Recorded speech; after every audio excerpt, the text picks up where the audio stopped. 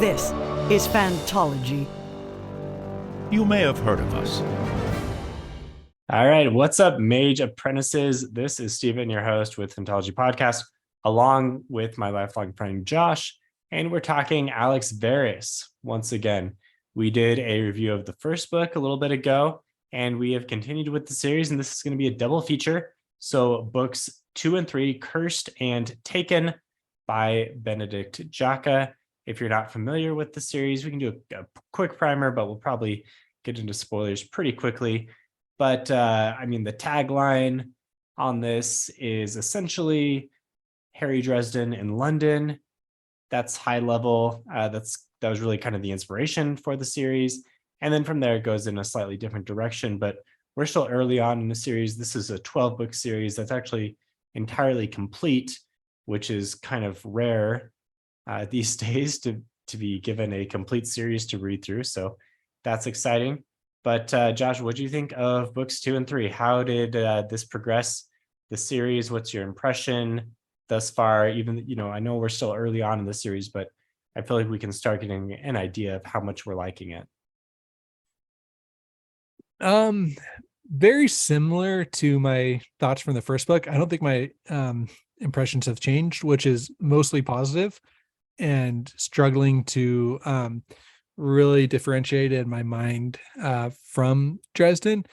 We had some good input from that episode that there are differences. Like, this is a lot more grounded in a lot of ways. Like, there's not as many magical creatures. You're not running into fairy. I mean, we're not going to do spoilers for Dresden, but Dresden, there are a lot more like magical creatures, vampires, werewolves, like all of the traditional. Yeah. This, like, you'll have references to vampires that, like, maybe, were around once upon a time, but aren't really influencing things very much anymore. You know what I mean? So it's like, it's a part of the story, but not really. Mm-hmm. And so anyway, this is a big aside.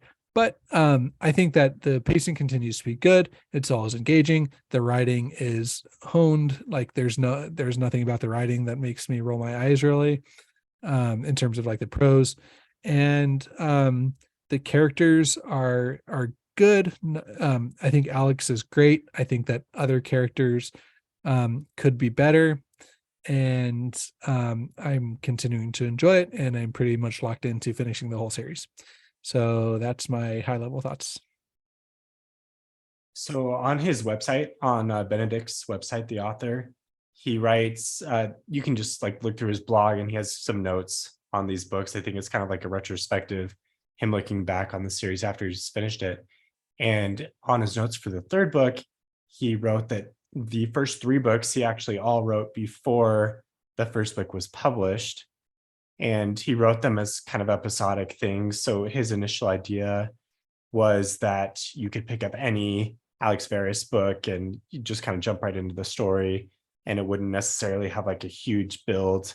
It's just kind of like another episode of a TV show. And that holds for the first 3 books. But he said that in book 4, he kind of started to abandon that, and it became more of a bigger thing that built on each other.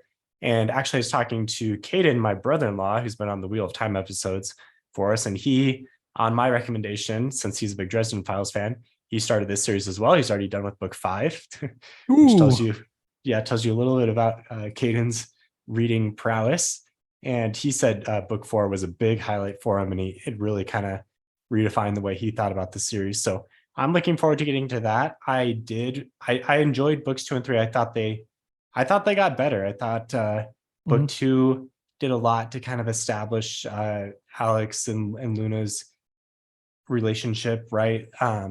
Like, what are they? And that was kind of explored throughout, and it caused most of the problems in the book. And then book 3 kind of set up what seems to be a core cast of characters going forward into the rest of the series. So I take this, I would say the first 3 books all kind of seem to be like a prequel to the larger series is what I'm expecting at this point. Yeah, I mean, I didn't really get the idea that you could just, it seems weird that you could pick them up at any time, because like there are definitely things that you need to know from book 1 going into book 2, especially, But he does kind of summarize Like in Yeah, book 3, he basically summarizes most of book 2 in a conversation he has. that's true. He's explaining to Anne, I think, like who he is and what's been going on with him recently. And honestly, Dresden Files does a pretty similar thing. Like every book, at least the initial books, really kind of did this ad nauseum, where they would all start and like recap, like, okay, here we are. I'm a wizard in Chicago, and here's all my previous Yeah. adventures. Like, dude, we get it. Like, we've read all the other books. It's like if somebody wanders into Barnes and Noble and just happens to pick number 7 of it, like that's the only one in stock and that's the one they get. And Yeah. anyway, yeah. I don't know. I don't have like a ton of overall thoughts about where I think the series is heading. Is kind of my only kind of gripe about it. Not my only gripe, but like a gripe. And it sounds like that will be resolved in book 4 because, or not resolved, but like maybe then I'll have some idea. Maybe Because set up more. Yeah. yeah, because like, and this is also a critique for early Dresden books, but like, I feel like sometimes it's just like, okay, what mystery of the week are we going to solve today? Which Mhm. isn't always bad. Actually, you know, I kind of wish that more series would do that, of like maybe not having to whisk everybody away into like this overarching narrative. I think that there's room for series that don't do that. But now that I kind of know that that's where it's heading, now I'm kind of like, well, now I just want to get to that, if that makes sense. It's tough. Mhm. It's like a tough line to walk, you know. Maybe a question for our listeners. If you know of any good maybe self-published series that do that, where it is kind of a more episodic thing that you can sit down and read a story in like an hour or two, a couple of hours, maybe a couple sittings even. So like maybe a novella length type thing. I'd be interested in that. And just some light reading, I guess. And I'm sure it's out there, but I just don't really know where to look or how to find something good. I wonder if and I'm going to kind of expose my lack of knowledge here, but I wonder if the Murder Bob books or anything like that, because I know that's a series of novella length books, and I have no idea how much of a connected series it is, or if there's like a big overarching thing. I need to read those, obviously. I I have mean, it's been one of the now books reading right for, behind me. Yeah, right. Yeah. I'm a total poser. So yeah, I need to get that one. I don't know, Josh. I can't think of any great I'm sure examples offhand. there has to be like a web series, right? That like, you know, some maybe Oh, it's I'm sure. self-published Yeah, or there's a like lot a of web Kindle series. series. Yeah, But yeah. like and not that web series are always going to be lower quality, but like, I don't know. I feel like we can put our feelers out there and get somebody with a good recommendation. Mm. So that I'm not going to slog through.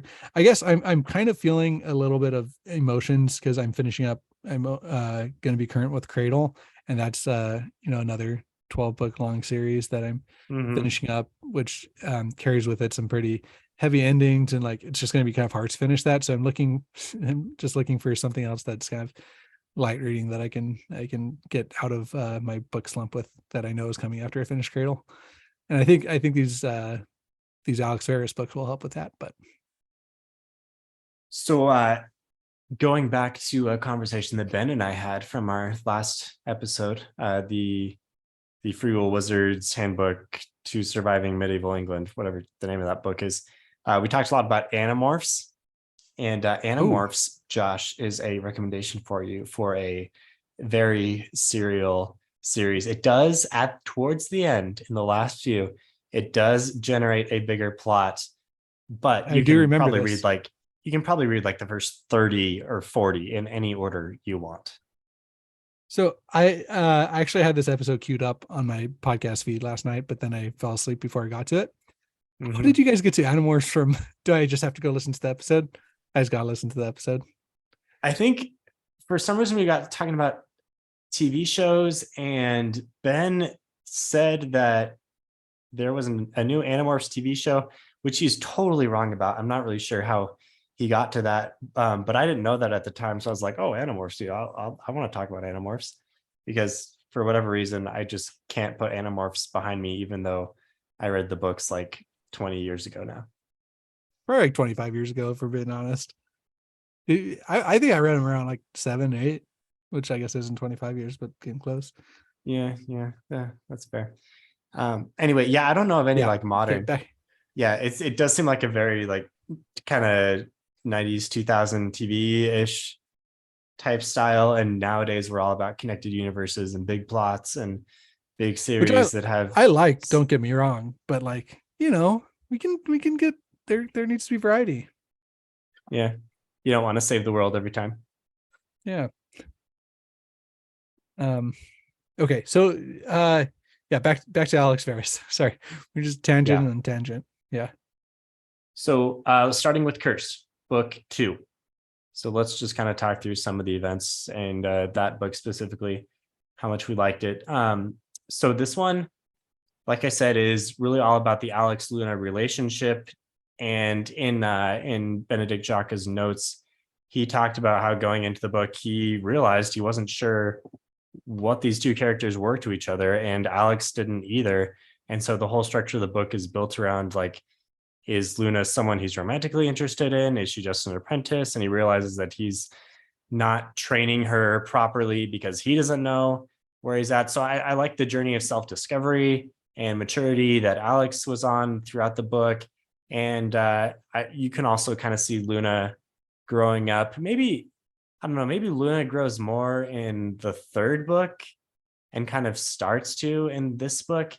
But I think like the relationship that the unfortunate relationship that she has with Martin, that is really just a sham.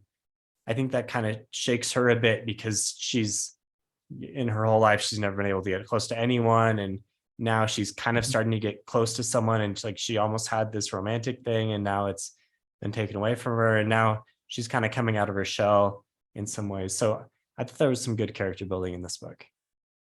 I agree. I think that Luna was a big plus in this book. It shows that like they're able to develop more characters than just Alex. But again, I don't think that it got to the point where now I'm like, Luna is one of my favorite characters. You know what I mean? Of the series, sure, but like I'm not like I don't know. I'm not to the point of where I would like want to step in and take a bullet for the character. You know what I mean? Okay. Where I feel like that's kind of what I want to get to with some of these characters. And I feel like Alex is getting there, but like, I don't know. I just feel like that's something that I'm going to need from the series at some point, is a really step up in some of these side characters, and Luna included. I think we need more. Yeah, we need more attachments to them, more like emotional moments that really flesh out who the characters are. I agree. Yeah, because the pacing, I do really like how it's fast paced and how it goes from like action set to action set, and it's not all action. Like there is some like politicking and some research and some figuring stuff out, but there's not super. It doesn't seem like there's a lot of highlight moments of like of emotionality. That's not a word, but like of characters connecting and really trying to figure each other out and figure themselves out. Yeah, obviously a tricky thing to do. And, we're only 3 books in and the books are all fairly short. So I think at this point, the fact that they're established as much as they are and there has been some growth is a very positive sign. Yeah. Again, I had a lot of these similar critiques for Cradle and kind of up through book 5, 6. And since then, like the in my opinion, the Cradle characters have just like huge steps up. And to the point where like I die for any of them, you know what I mean? So so I think that like, sometimes the slow burn makes it worth it and makes it and makes it not tolerable, because it's like beyond, it's like better than tolerable, but you know what I mean? Like it makes it worth waiting for, I should say. Yeah, and I mean, like through the first 3 Dresden books, how many of the main characters that you would take a bullet for nowadays were not really many. established? Yeah. I think what we need are more risks in Alex Verus going forward, more opportunities to really kind of like change the status quo, move characters around in situations that are unexpected, right now it's just kind of been like episode 1, episode 2, episode 3, different mystery. We're going to go through and solve it. And at the end of the day, like we've moved our characters around a little bit. Like, okay, now Luna is an apprentice and she's taking classes and she's advanced a bit, but she, no one's really like in any like definable different life situation that than they were before. And that type of thing, like Dresden does that really well. As you advance through the series, really kind of shakes things up and moves people around, and that type of thing I think can really attach you to characters. Yeah, because you have some longing for who they were, but excitement for who they're going to become. I think. Yeah. And you can really see them change, and either they have moments of triumph and moments of despair, and right, and that really like gets you attached to them as a reader. It makes them seem very human. And right now it seems like these arcs are happening, but they're happening within the plot of like the individual book. You know what I mean? It's like, oh, I'm now despairing because I don't know where they're holding Luna, and I don't know if I'm going to be able to find her in time. And so, but like you as a reader know that they're probably going to figure that out. It's not like really despair that that they're not going to be able to move past by solving the plot of the book, if that makes sense. Right.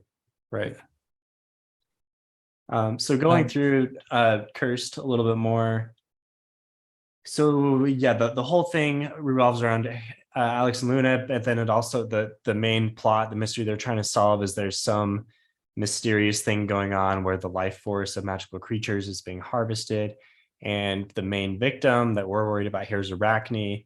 And I thought this was fairly distressing because Arachne is a cool character and someone that you can easily get attached to, and now all of a sudden she's been neutralized in a pretty significant way, and that really raised the stakes for me and got me attached to the plot.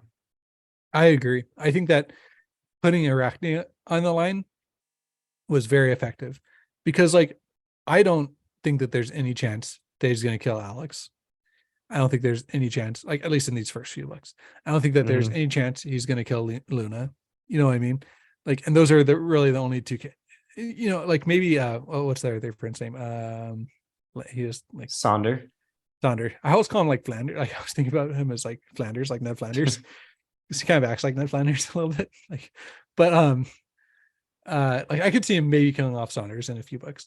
But but with Arachne being the one at risk, like I believe that Arachne might actually die. You know what I mean? Like I believe that was a possibility. So I thought that was a really, really smart move and way to go on it. I thought the dragon thing was cool, fairly nebulous. Like all of a sudden he stumbles upon the dragon lair and gets the magical dragon item that's gonna save the day in the big fight at the end. I haven't been like blown away by any of the big action set pieces or any of the plot twists. They've been satisfying enough, in probably the way that I guess I would, what I would expect from urban fantasy.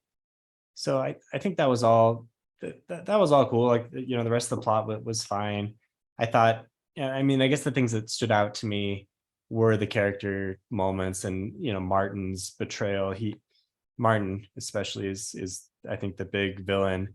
I mean, the other light villain, light wizard villain Belthas, he didn't seem nearly as sinister as Martin, because Martin messed with Luna emotionally. Yeah, I think that was it was so hateable. Like he was so punchable. You know what I mean? Like he's not listening. He's taking like, somebody that Alex might have like a romantic relationship with. Like as Alex, I felt like I just wanted to punch him, Yeah. So effective character in that way. Yeah, very effective. Yeah, very hateable. Yeah. We also had Meredith, the I don't remember what type of magic she did exactly, but yeah, she essentially seduces Alex, and I feel like that kind of like flies under the radar a little bit, but I mean, she essentially raped him, right? Raped him, yeah. Yeah. I mean, yeah, pretty much. Like, I think especially like nowadays, how we would define rape, like um, there wasn't Mhm. informed consent, I guess you would say, Yeah, like swap the gender roles around, and it's like, it's out. There would be much more outcry, like, oh my gosh, this male wizard seductor seduced this woman against her will, Yeah. right? Yeah. But the other way around, it's like, yeah. I don't know. I think people are, coming more around to that too. But maybe it's just because we just saw this happen in another book series that we were reading. So it's tough, like Oh yeah, yeah, right. yeah, Yeah, yeah, yeah, that did happen. yeah. Mm, Sorry, don't very general, so we don't spoil anything. But sure, yeah. Okay, anything else to say about Cursed? yeah, I think that it was just a really cool story. Like, I think I don't want to underestimate like the power of cool. I think like a monkey paw is just like a very classic magical, item that Mm-hmm. gets people in trouble. And I think that it played with those tropes in a really effective way. Like, was it tropey? Yeah, but it leaned into it. It accepted it as part of the story, and then it attached it to characters that you were concerned about and that you wanted to like both you like loved one of them and hated one of them. So I think that at one part you wanted Luna to be Mm-hmm. safe from the monkey paw, right? But on the other hand, you wanted what's his face to get what was coming to him. So Yeah, um I thought it was a very well done in terms of the overarching story of Cursed. I'll And say so. The trio of dark mages, Cinder and Delio, and oh, what's the other one? Wait, is there another one? Oh no, the other one is this Belf like, Belfast. well, Belfast is the light Like, wait. mage who was kind of Oh, running the right, right. show. Yeah. Yeah, I guess the other dark mage is Morden, but he's kind of like the leader. Mhm. Anyway, Delio and Cinder, they've popped up now a couple of times, and I feel like these characters need more development. It seems like they're Yeah. not just like in the first book, we weren't really sure. I mean, we knew that there was some backstory connection with Alex, and it's been explained, but I still don't feel a ton of attachment to these ones. So I feel like Delio, especially, where she was also an apprentice with Alex at the same time, like that relationship needs to be a little more important than it is. Like I feel like when this character shows up, it should mean more to me. Yeah. Big agree.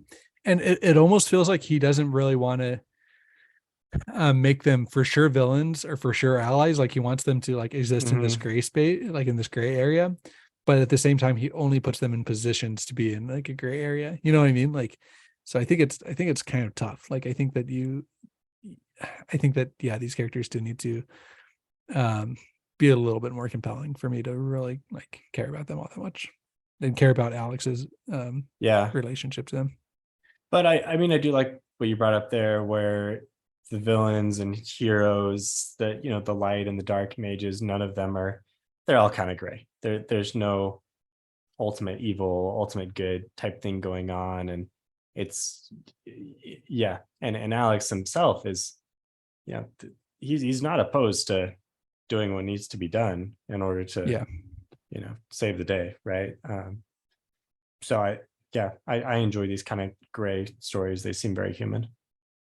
Yeah, my last thought about Kirsten, about the monkey paw specifically, is that I think it did some cool building as Alex as a character, because like now you know that he has this like kind of crazy cool powerful item just like locked up there in a shop, and it kind of makes you wonder what else he has locked up there in the shop and what other Mm, experiences. It's one of those like cool world building, character building type things that like isn't super it's like one of those things that like gives you a like makes it seem like there's a lot there without like you having to go put all the work into making a lot there, you know what I mean? Just mhm. because it lets the reader imagine like, oh, like does what else does he have in that shop of Yeah, his. So that was just a thought.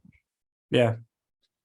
And now looking back on each of these first three books, it's pretty apparent now that, he wrote all of them before he had, too much of like an overarching plan for the rest of the series, because he ends each of them by setting up, magical artifacts, or the villains survive after doing whatever, right? So he has all of these loose threads that he can pick up later now. So Mhm. he has plenty of material now to work with in the future books. Yep. Yeah. Okay, so overall, like Cursed, I'll give it a 7. That's 7 exactly out of what I was 10. gonna say. I think I give the first book a 7 out of 10 too. Maybe. I don't know. Go Sounds about I'd have to right. go back and look. Yeah. But yeah, about the same as the first book. I enjoyed it. I mean, yeah, I think it's improving in ways that I would like expect it to improve. But yeah, 7 out of 10. Okay, on to Taken, book 3. And Taken, I liked more. I'm gonna, since we're talking ratings, I'll say I'm gonna bump this one up to a 7.5. I'm keeping it at 7. Okay, fair enough. I think, yeah. But yeah, we can get into it. I think the reason that I liked it more was because it wasn't nonstop action the whole time, and there was kind of this like the mystery development of the story really kind of worked for me, where there were a few different threads, and I don't think it was perfectly set up, and there was maybe some a little hand wavy explanation of some things, but overall I thought it was pretty good, and I really enjoyed the ending because I just thought it was very Stranger Things esque, and I love Stranger Things, and I thought the ending was cool, and maybe, and having seen the visuals of Stranger Things, I had the same visuals going on here, so I enjoyed that. It was kind of funny. I'm kind of the opposite in some ways. I think that the climaxes in book 1 and 2 were more compelling to me. Like these like the shoot offs and They were bigger, like set pieces. yeah, like they're invading this like castle type thing or manor type thing, and they're in this labyrinth in book 1. So I think that like it just, maybe it's just more traditional in terms of like the action and not and how he handled all that. Whereas this one, it was a little bit more like, okay, Alex is just kind of sneaking around trying to put things together as his life is being threatened by various things, which was good, but it wasn't as gripping to me, if that makes sense. But it sounds like it really worked for you. So Yeah, I feel like, I don't know if I've always been this way or if I'm just getting fatigued from big action things, but lately I just don't care about action at all. I'm just all about the characters and the plot and the intrigue and the twists and turns and action set pieces. I just don't care. Like, I've seen every type of action thing that's possible at this point, and I'm talking like movies and books. And so really the things that I care about are what makes it interesting, like leading up to the big action. okay. I know that this isn't a Cradle episode, but I want you to read Cradle now because I think you'd have some very interesting opinions on it. But anyway, Yeah, no, it's on my list for sure. Like, I know the series is ending soon, and I want to catch yeah. up with it. Anyway, yeah, I think that that's a good point. I've always been a sucker for like, if I can understand the stakes of the action, then I'm like totally invested. If if it's just kind of like a I don't know, like, yeah, I just get sucked into action set pieces, whether it's the car chase in this book or like I'm in it, and like I want to see. It's just fun for me to read about. And Yeah, maybe that can only go so far. if the stakes are there, if you feel like the fate of whatever it is really hangs in the balance and characters could be off, or but those that's again more yeah. about the character concerning the characters. But like, I just think that there's just a certain measure of awesomeness in like picturing a car chase ripping down London with constructs like appearing behind and ahead of and on top of car and then inside of a car. Like it's just sweet, like it's just awesome. Yeah, I did think that was a cool set That's a piece, but at the highlight. same time, like I've already seen 5 Transformers movies and passed on 3 more, and they're still coming out. Like I've seen every car chase I could possibly want to see at this point. Yeah, but have you seen a car chase with a construct appearing behind the car, slowly getting closer until it finally appears in the car? Yeah, I mean, no, not And it's pretty cool. necessarily. I get what you're saying. I get what you're saying. I do, and I think that there's like a lot of validity to it. And we just read Night Angel Nemesis, which I do think like went over the top and had too many set pieces and action set pieces, and like stuff like that. So I'm not saying that there's like no limit, but I don't think that these books have gotten close to going over that limit for me of cool action set pieces. Yeah, and right. And this series is probably not the series to bring up this complaint of mine. I think it's just been like developing recently. And so I liked the third book more because I felt like there wasn't as much it didn't rely on that as much. It relied more on the mystery and intrigue, and that worked for me.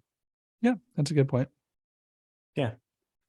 Going into the actual events of the book. So it starts with the Crystal, the hot mind mage. Once again, a lot of the women in the series are very attractive. Dresden, but she's trying to hire Alex. She seems shady right away, so we immediately think that she's kind of nefarious. And then we get into Anne's apprenticeship. We meet up with Anne and Barium, who are 2 important characters for us going forward. Anne tries to get, or she doesn't try to get, people try to assassinate her right away in this mysterious, like, why are they trying to kill this random apprentice, right? But there's also this mystery of, hey, apprentices are disappearing at the same time. So and that was, I like that action. Like I was able to kind of follow, okay, they're going through the apartments and they're sneaking around and jumping from balcony to balcony, and eventually they escape out. So yeah, I don't want to complain too much about too much action, because I do think like the small contained bits of action really kind of work for these stories that are, they're smaller scale stories, and smaller scale action works. Yeah. The biggest thing of this book that did not work for me was Crystal. Like I just thought that Crystal's character was like super underdeveloped. It was like, okay, she was introduced in an interesting way, and then just like felt like nothing really happened up until it's like, oh, now she's like super important again. You know what I mean? Like that's not entirely fair. But well, no, she was introduced in an interesting way, and then they suspected her for a few pages. Then all of a sudden it's like, oh, you've conspired with, the evil thing that's lurking in the basement and it's going to kill everyone. Yeah. It just felt like a traditional, like, oh, it's the character you'd never expect. That's the bad guy, like character that brought things to your attention. So that was the biggest letdown, because it was like potentially like an interesting character that just turned into like more or less just a trope. And she's still on the run. She's a thread that may be picked up in future books. Yeah. So if she is, then fine. But like, there's nothing that would make me like, oh, what happens? I want to see what happens next with Crystal. I do think that it would, like, her power set is an interesting power set to pit against. I almost just said Dresden, to pit against Alex, because like can tell the future, but she can read his mind. So he can like, she can kind of, I just thought about this, like in a sense, if she's reading his mind while he's seeing the future, then is she also seeing the future? And is that like going to make a future loop where it kind of like negates his ability to tell the future? Like, I don't think that happened in this book, but that would be pretty interesting. Like, I just feel like it's 2 kind of more nebulous like power sets that would do make her like an interesting foil villain to Alex. We'll see if it gets there or if she just kind of goes away. But yeah. So to kind of just follow up on that, talking about the magic, I think at this point we have a pretty good idea that the way magic is going to be in this series is there are specific types of mages, and we've seen life mages and mind mages, and obviously Alex is a what is his, he can see the future, there's a name for it. He's a diviner. Saunders, a time mage. There's like the elemental mages as well. So but still, like it's not super hard magic. A lot of it is kind of hand wavy. It's fairly soft, which is which is fine. Doesn't need to be. Can I tell you my biggest pet peeve about the magic? And it's like one line that's repeated way too often. So let me preface this by saying I think that the magic is done pretty like beyond pretty well. Like I think it's done really well. I think that it's an interesting concept, and I think that it's played with in really interesting ways. I think that there's good. Do you rule want set to behind it, make this? but Do you want to hold off, and should we do a worst of the best, and this can be your entry? sure, 'Cause it's not like a it specific sounds scene, like but that's what you're yes. gearing up for. Okay, yeah, we can do worst of the best with this like specific phrase that I'll talk about because it happens in a lot of scenes. We'll see if you Okay, can guess it while as we keep talking, but yeah, I can't guess it, but you probably okay. You'll know okay. when I say it. You'll be like, oh yeah, that phrase. Anyway, okay. All right. So tease for that, which will happen in like 5 minutes, probably. Yeah. So okay. So what Stick else around to find out.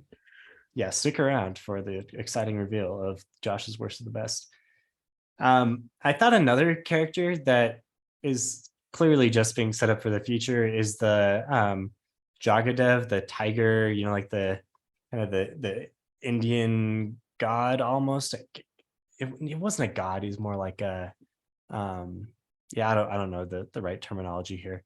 But he didn't really do anything. Like he didn't really add a ton to this book other than be a backstory piece for Anne and Varium, and he seems, like he could be a threat in the future. So honestly, I think a lot of my criticism is around the books 1 through 3 are that there are these kind of unfulfilled things that are just kind of thrown in there. And so, but I feel like I can't be too critical yet because these could really pay off in the future. I don't know. That's true. And that's what's hard to know about these books is like, are these characters going to be important, or are they just like here for the story? And again, you get this like similar things with Dresden, where it's like characters that you thought were just going to be a one-off thing, and books 1 and 2 were like actually really important for the rest of the series. And some of them weren't. Some of them did just kind of go away or get killed off pretty fast. Yeah. But yeah, I mean, obviously you would want to, if we were able to increase our rating higher to an 8 or a 9, like I think to get there, those characters would need to have a more fulfilling role in this book. Yeah, and then agreed. Also going forward, they could develop further. Yeah, hard agree. Yeah. Yeah. What else? I did think a cool thing that they did with the tournament, like you had some Sure. like anticipation built around like, oh, how is Alex gonna wiggle out of it? How's Luna gonna do? How's like what's gonna happen with all this? And it introduced some like good kind of what would you say, like Draco level kind of frenemies going on. That was kind of cool. there was literally a line when Luna was fighting Natasha or whatever. That's her name. Yeah. And Luna says something and she says "you wish" back. I mean, that was I didn't do you think straight up Harry was that Potter, paying homage Malfoy to it? dueling? It must have been. Seems like it was, right? I didn't even catch that. That's awesome. Yeah. I enjoyed Luna's character growth in this one. Like she now has much more control over her curse, and she seems like she's developing into a much more competent.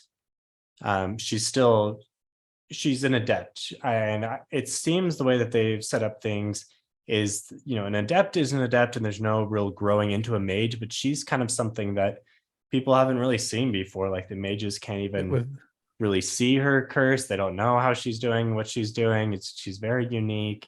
And I think this is brilliant, and it's got potential for an awesome character and many cool twists that could happen down the road. Yeah, big agree. And I do hope that she's given more characters to work off of other than just Alex. Like I do hope that, some of these other adepts that she's training with, or apprentices, I mean, like that she can have these conflicts / friendships with these other people. But I think it is a little hard sometimes to, like, there's definitely a little hand waving that goes on with her curse. Just the fact that no one can touch her or get too close to her, like clearly that's not something that you can really 100% avoid. Like there are times where she's like they're trying to make their way through a crowd. It's like, come on, someone's gonna run into her. It's just like, it's really hard to say no one's ever gonna touch her ever, or something terrible is gonna happen. So there's some Yeah. hand wavingness there, but yeah, it's fine. In my mind, I think it has to be like in my mind, the way that it's described the curse is like in a crowd of people, it seems like the curse would just be kind of like being pulled like so many different directions that it can't get like a strong hold on like one person. Yeah. Because like it does talk about the tendrils, like if it just touches them, then it's like it'll be okay. But if it like latches onto them, then like they're kind of toast. You know what I mean? That's how I picture it. Yeah, in my that's mind. fair. But Yeah. maybe that's just my headcanon. And when Anne healed her, the curse really latched onto her, but then it just like disappeared. Yeah, And I'm hoping that there's some pit. Oh, go ahead. yeah, there was never a real clear explanation for why No. that was. All I can guess now is she's a life mage, and so somehow, She like ate the curse or use it yeah, to I kill don't, her. yeah. But hopefully there's, I would hope there's a little more explanation there. Like there's something else going on with Anne. Yeah.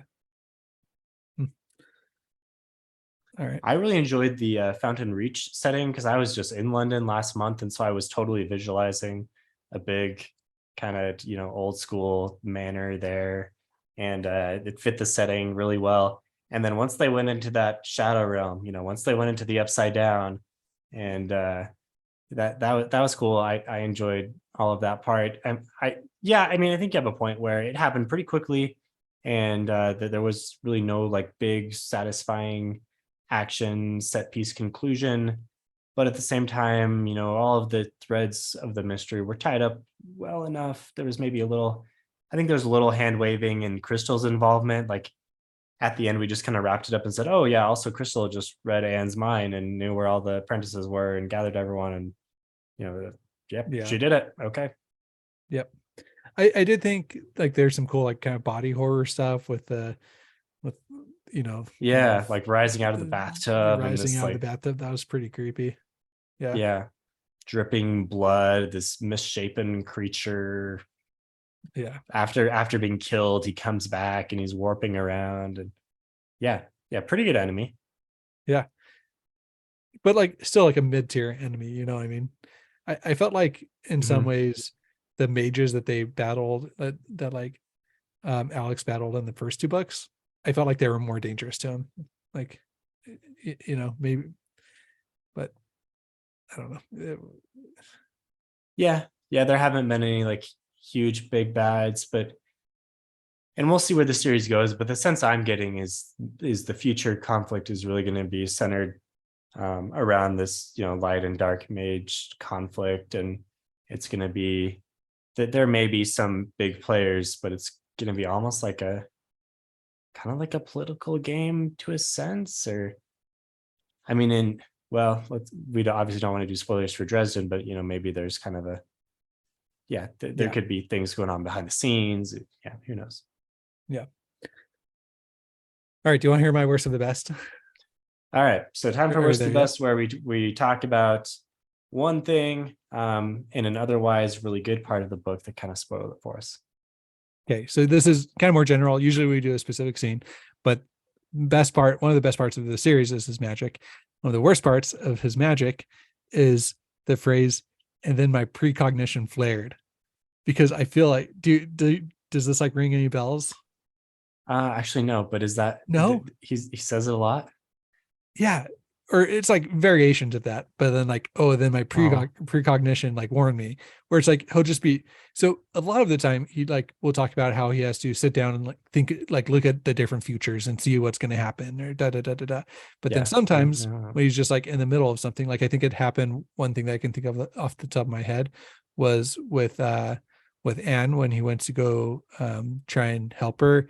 It like his precognition flared and saw that like a bunch of his life force was going to be drained, and then he backed away, or like so I just feel like sometimes it just like is almost a form of a Deus Ex Machina, where it's kind of an out if he needs it. Where it's like he'll just be doing something, not being able to send it, and then like something has this like weird precognition that's somehow tied to his divining ability, but that it would seem like he wouldn't have to do a lot of his other divining ability things that he does that kind of If limit he him. had that, yeah. If he actually has like this reliable precognition. Is it just the case that if something really serious is coming at, like, Well, then that's it's kind of what it gonna- implies. Yeah. Yeah. That's kind of what it implies. Is it's always like something's gonna hit him or come after him or something bad's gonna happen, and then his precognition Mhm.